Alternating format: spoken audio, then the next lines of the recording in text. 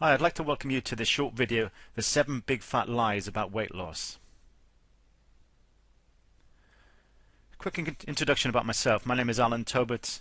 I've been involved in the health and fitness industry in various ways as a sports scientist for over 22 years now.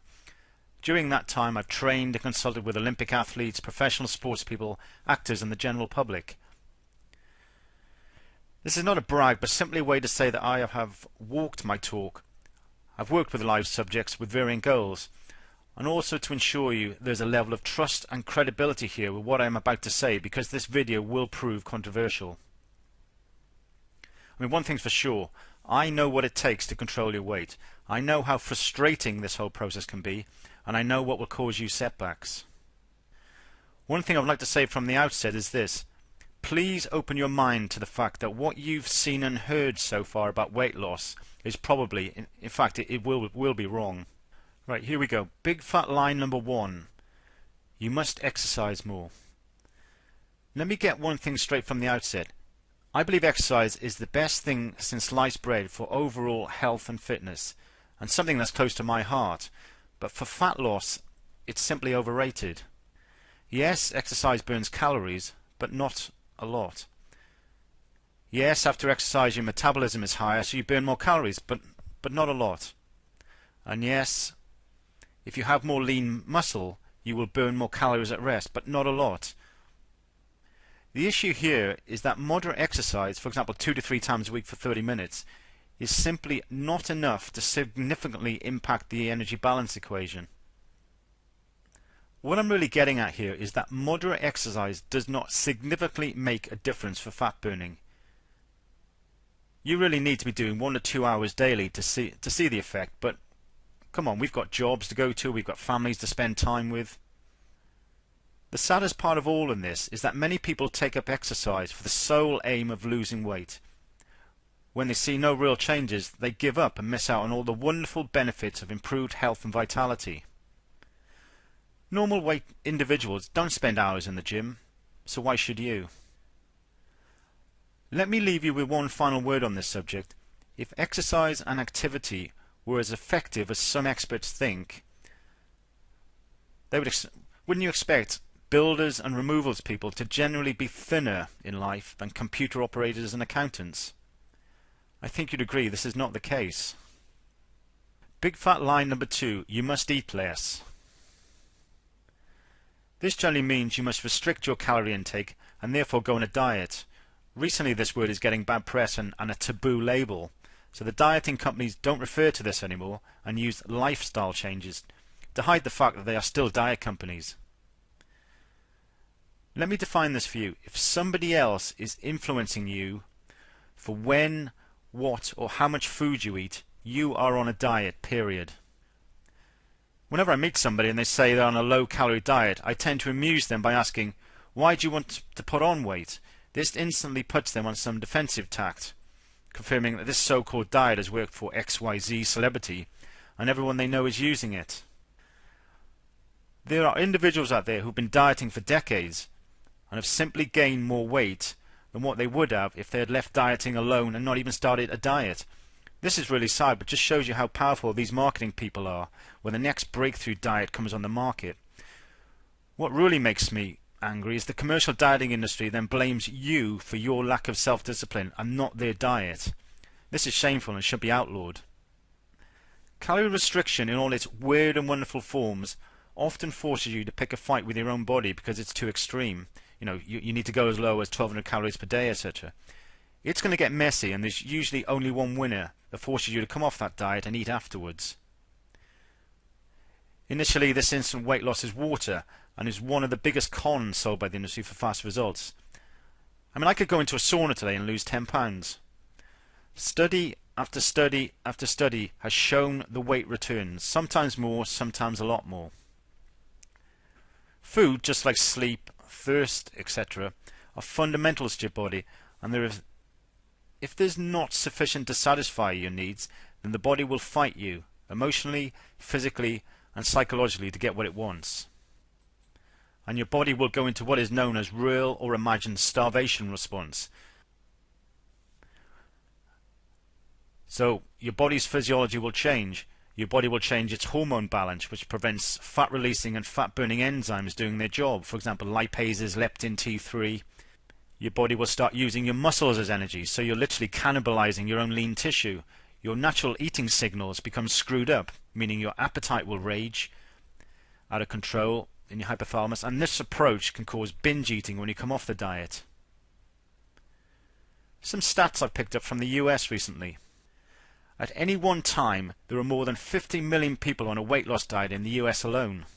Study after study shows that 95 to 98% of weight loss diets fail. And there are estimates that as many as 75% of customers are repeat customers. Please stop dieting. Big fat lie number 3. You must eat healthier. I mean, this is certainly the focus of newer approaches to fighting obesity, and not calorie restriction dieting. This misses the point at such a fundamental level it infuriates me, and these are supposed to be the experts. It is not what you eat, it is how much. What you eat has absolutely no effect on weight management. Forget the myth that fattening foods cause more weight gain than nutritious foods. It is simply not the case. The sources of these calories make no difference. All that matters are the number of calories. Look, 1,000 calories from carrots is the same as 1,000 calories from low-fat ice cream. Just like a ton of feathers equals a ton of lead.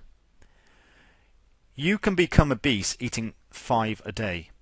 You can lose weight eating junk. Sure, eating healthier will make you a healthier person, and there are fundamental nutritional rules to follow to ensure this.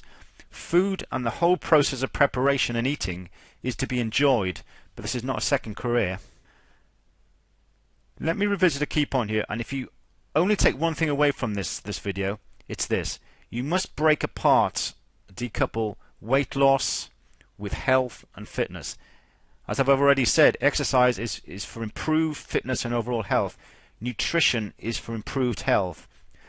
But if your goal is permanent and substantial fat loss, like I think it is, you must not get confused here, because many approaches are putting all three in the same basket, and this is where all the confusion and misinformation is coming from. Does that make sense? Big fat lie number 4, using the weighing scales and BMI to measure success. Body mass index, or BMI, has been around for quite a while now. Let's get something straight. BMI was originally designed for clinicians and researchers to use as a tool to cross-compare studies. It was not designed as a definitive guide to brand you obese or not. If you want a simple tool to use as feedback for fat loss, just measure your chest girth and stomach girth and look for changes on a 3-monthly basis. But remember to repeat the process 3 times to take an average each time you do this. As for the weighing scales, throw them away. Please do not have any expectations when you jump on your weighing scales, as it will drive you to despair. There are just too many variables going on at any one time to get objective readings from your weighing scales. For example, at any time, how much water you're holding, the weight of food in your stomach, the weight of waste products in your bladder and bowels, your scales inconsistency, your unique body composition. And also, I'm sure you've read before, there are varying different types of body. Endomorphs, who are pear-shaped, ectomorphs, who are taller, naturally tall and thin, mesomorphs, naturally athletic. All of this equals inconsistent measurements. I mean, I wish the experts running fat clubs would open their minds to this and educate their members at their weigh-ins. Big fat lie number 5, incomplete understanding of the law of thermodynamics. First off, everything you eat is broken down into just 4 parts. Glucose, amino acids, free fatty acids, and glycerol. If there is more of these than your body requires, over time you will gain body fat. If there's less, then your body will use fat reserves and muscle to fill the deficit. A calorie will always be a calorie. And many experts I see teach you about the law of thermodynamics, and it's something that I see in a lot of website advice. They say you have to consciously balance your energy intake and calories burned off So each day you consume 500 calories less, and after a week that equates to 3,500 calories, which equals 1 pound of body fat. Sounds like good advice. After all, a scientific law is a law. Your body is an amazingly intricate and complex system, far more so than a car with petrol stores, which is something I see used as an analogy by some experts. But here's the problem. Even the experts in a physiology lab using a calorimeter cannot be accurately measuring this energy balance equation with the human body. And the task of consciously measuring this input and output equation, unless you can be accurate, I'm sorry, but this is just a complete waste of time. I mean, how on earth can you decrease your calorific input by 20% when you cannot even be accurate? And it sounds like good advice, I agree. Let me take you through this argument. I mean, right now in your hand is a chocolate bar that has, according to the wrapper, 189 calories that you will eat now, okay? It's been consumed, so therefore you have put 189 calories into your body. But the problem comes with what your unique body does with these variables. Your normal resting metabolic rate, the percentage of the chocolate bar which is digested and absorbed into your cells, your unique body's efficiency in metabolizing the absorbed part of the bar. You could be on some medications and they could have an effect. Your stress levels at that moment, the thermic effect, in other words, you burn calories even through the process of eating. What are your levels of nervousness and fidgetiness? What are your activity levels that day? And also, your metabolic rate may be varied because you're on some kind of diet or you may be ill at the moment. So I need to ask you again, does that bar of chocolate containing 189 calories still become 189 calories absorbed into your cells once in your body? The answer is not quite, meaning inaccurate measurements, and the same goes for all the food that goes into your unique body. Big fat lie number 6. Emotional eating is stopping any chance that you have. Research shows that pretty much every one of us eats for emotional reasons, happy or sad. I mean, congratulations, you're human. However, here's the problem.